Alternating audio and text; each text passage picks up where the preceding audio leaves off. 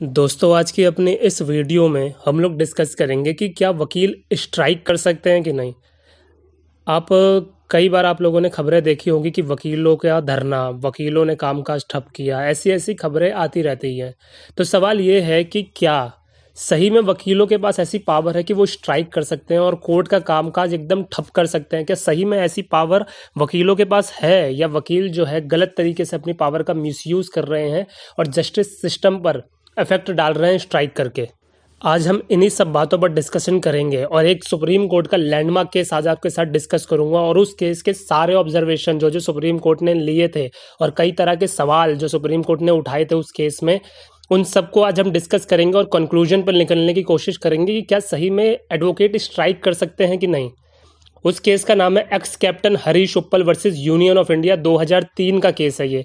और ये landmark case है जिसमें सुप्रीम कोर्ट ने सिर्फ इसी पर चर्चा करी थी, क्या लॉयर्स के पास स्ट्राइक करने का राइट है कि नहीं। इस पर ज़्यादा डिस्कशन हुआ था इस केस पर।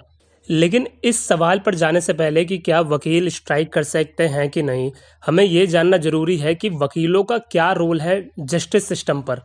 देखिए, सबको पता है वकील जो है वो कोर्ट का ऑफिसर होता है। तो as an officer of the court उसकी ये ड्यूटी है कि वो जो जस्टिस सिस्टम चल रहा है कोर्ट में उसकी स्मूथ फंक्शनिंग में अपना जो है योगदान करे। वो कुछ ऐसा ना करे जिससे जस्टिस सिस्टम पे किसी भी तरीके की उसकी फंक्शनिंग पे इफेक्ट डाले। और इस केस में एक बात और सुप्रीम कोर्ट ने उठाई कि क्या कोर्ट जो है वो मैटर को सुनने से मना कर सकता है अगर बार एसोसिएशन के द्वारा स्ट्राइक अगर कॉल करी गई है। तो एक सवाल ये है कि सपोज करिए बार एसोसिएशन ने एक स्ट्राइक कॉल करी, कि दिल्ली बार एसोसिएशन ने सपोज करिए कि स्ट्राइक बनाई कि हम इस दिन स्ट्राइक करेंगे। तो क्या उस स्ट्राइक की वजह से कोर्ट जो है मैटर को सुनने से मना कर सकता है कि नहीं। इस पर सुप्रीम कोर्ट ने ये बोला कि आंसर है नो। अगर स्ट्राइक बुलाई गई है एसोसिएशन के द्वारा तो भी कोर्ट मैटर को सुनने से मना नहीं कर सकता स्ट्राइक का हवाला देके। तो ये कोर्ट की ये ड्यूटी है कि वो सारे मैटर को सुनेगा, हर दिन सुनेगा, भले ही किसी भी प्रकार का स्ट्राइक और बॉयकॉट बुलाया गया हो या नहीं। देखिए, जैसा हम सबको पता है कि कोर्ट एडवोकेट जो है वो कोर्ट के ऑफिसर हैं, तो उनकी ये ड्यूटी है कि जो जस्टिस सिस्टम पे किसी भी प्रकार का इफेक्ट उनके द्वारा ना डाला जाए। इस क्योंकि एडवोकेट जो है स्पेशल स्टेटस मिला हुआ है उन्हें सोसाइटी में।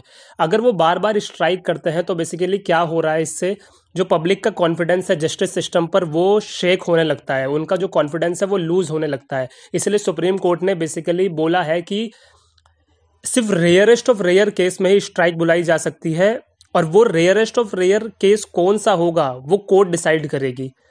तो बेसिकली जनरल प्रोविजन ये है कि स्ट्राइक बुलाना एडवोकेट के द्वारा वो एकदम गलत है और उनके पास कोई भी पावर नहीं है, और रेयरेस्ट ऑफ रेयर केस में ही एडवोकेट जो है स्ट्राइक बुला सकते हैं। अब सपोज कीजिए स्ट्राइक बुला ली जाती है बार एसोसिएशन के द्वारा और कोई कोर्ट में कोई मैटर है पेंडिंग चल रहा है और फाइनल हियरिंग पर है। अब एडवोकेट ने स्ट्राइक कर दी है, तो सपोज करिए सारे एडवोकेट नहीं गए। अब उस स्ट्राइक की वजह से किसी क्लाइंट का जो केस है वो बिल्कुल एकदम खराब हो गया। तो क्या जो एडवोकेट जो उस क्लाइंट का एडवोकेट था, क्या वो रिस्पॉन्सिबल है उसके लिए? तो आंसर है हाँ। अगर स्ट्राइक की वजह से आप नहीं जाते हो केस में और क्लाइंट का केस खराब हो जाता है आपके ना जाने के कारण, तो फिर क्लाइंट जो है आप पर केस कर सकता है। अब दूसरा सवाल ये है कि सपोज कीजिए कि बार काउंसिल ने या बार एसोसिएशन ने स्ट्राइक बुलाई। अब सारे एडवोकेट धरने पर बैठ गए, लेकिन एक जो एडवोकेट है वो जाने से मना कर दिया और मैटर पर वो जा रहा है। तो क्या बार एसोसिएशन उस एक एडवोकेट के खिलाफ एक्शन ले सकता है कि नहीं? तो आंसर है नो। बेसिकली स्ट्राइक करना ही आपके पास पावर में नहीं है, और अगर कोई एडवोकेट है आपके स्ट्राइक करने की ड्यूटी को अगर मना कर रहा है और फिर भी वो कोर्ट में जा रहा है, तो फिर बार एसोसिएशन के पास पावर नहीं है कि वो उस एडवोकेट के खिलाफ कोई भी एक्शन ले सके, और अगर कोई एक्शन लिया जाता है वो एकदम नल एंड वॉइड मानी जाएगी। अब जैसा कि हम सब जानते हैं कि स्ट्राइक तो एक तरह का एक्सप्रेशन ही तो है। आर्टिकल 19 से हमें फ्रीडम ऑफ स्पीच और एक्सप्रेशन मिली हुई है, और स्ट्राइक जो है एक तरह सा एक्सप्रेशन ही है कि आप लोग किसी सिस्टम के खिलाफ आवाज़ उठा रहे हो as a form of strike करके। तो अगर हम एडवोकेट से अगर स्ट्राइक करने की पावर छीनते हैं तो ये डायरेक्टली आर्टिकल 19 को हिट करता है, ये सही बात है।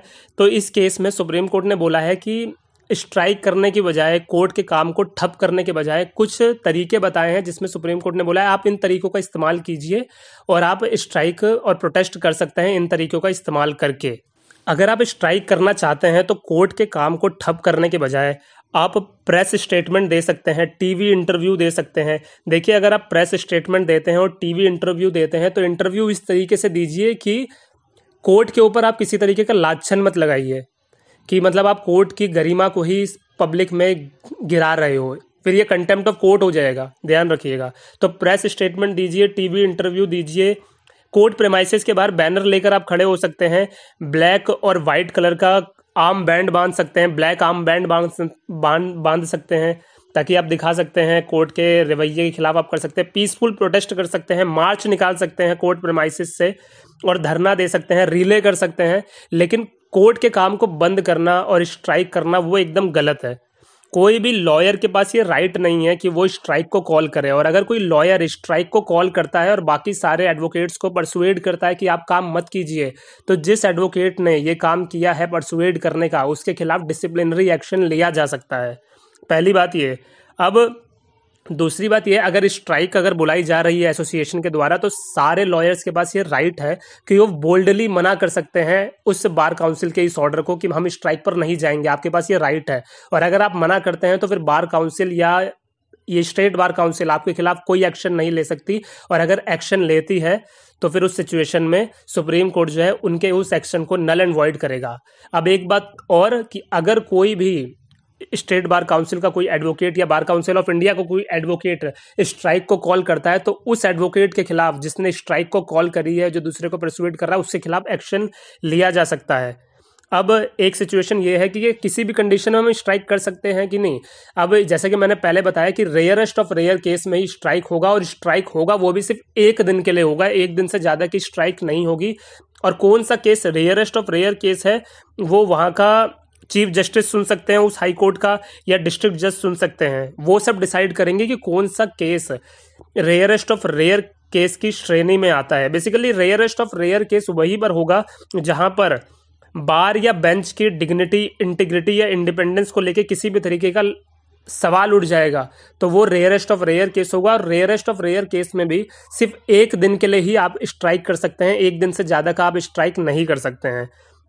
और ये सभी एडवोकेट्स की ड्यूटी है, as an officer of the court, ये सारे एडवोकेट्स की ड्यूटी है कि आप सब ऐसा कोई भी कदम मत उठाइए जिससे कोर्ट की जस्टिस सिस्टम पर इफेक्ट पड़ता है। बेसिकली अगर एडवोकेट बार बार स्ट्राइक करता है तो एक तरह से कोर्ट का काम ठप सा हो जाता है और क्लाइंट को जस्टिस नहीं मिल पाता। जिस क्लाइंट को जस्टिस उस दिन मिलना होगा उसको नहीं मिल पाएगा, और उसको किसी तरीके के लीगल डैमेज हो जाएगी। तो वो जो लीगल डैमेज हुई है, तो फिर वो उस एडवोकेट के खिलाफ सूट फाइल करके उससे वो लीगल डैमेज ले सकता है। तो पूरा कंक्लूजन ये है इस केस का कि एडवोकेट के पास स्ट्राइक करने का राइट नहीं है, क्योंकि as an officer of the court आपकी ये ड्यूटी बनती है कि आप जो है जस्टिस सिस्टम में आप अपना योगदान करें, उसको स्मूथ फंक्शन करें, ना कि उसे ऑब्स्ट्रक्ट करें बार बार स्ट्राइक का इस्तेमाल करके। और रेयरेस्ट ऑफ रेयर केस में ही स्ट्राइक होगी, और उसे चीफ जस्टिस तय करेंगे या फिर डिस्ट्रिक्ट जज तय कर सकते हैं कौन सा case rarest of rare case है। और रेयरेस्ट ऑफ रेयर केस में भी सिर्फ एक दिन के लिए ही स्ट्राइक पॉसिबल है। स्ट्राइक करने के कई तरीके हैं जो मैंने आपको बता रखे हैं। तो आई होप आपको वीडियो समझ में आई होगी कि क्या वकील स्ट्राइक कर सकते हैं कि नहीं। अगर वीडियो पसंद आए तो वीडियो को लाइक कर दीजिए, शेयर जरूर कर दीजिएगा, और मेरे चैनल को सब्सक्राइब कर दीजिए। मिलता हूं अगले वीडियो में, तब तक के लिए thank you so much guys, bye.